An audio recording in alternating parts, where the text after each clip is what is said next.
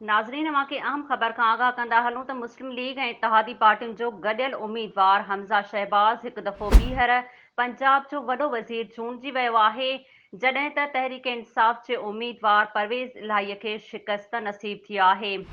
Deputy speaker दोस्त मोहम्मद मज़ारी जी सदारत हेठि थियल पंजाब असेंबलीअ जे इजलास में नए क़ाइद ऐवान लाइ वोट थी,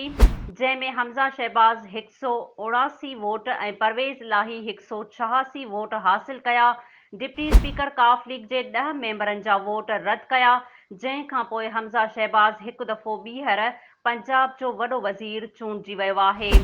3 कलाक देर सां शुरू थियल असेंबली इजलास में डिप्टी स्पीकर काफ लीग जे सरबराह चौधरी शुजात हुसैन जो ख़त पढ़ी ॿुधायो, जंहिं में चौधरी शुजात चयो हुयो त काफ लीग तहरीक इंसाफ़ जी वॾ वज़ारत लाइ नामज़द उम्मीदवार चौधरी परवेज़ इलाहीअ जी हिमायत नथी करे।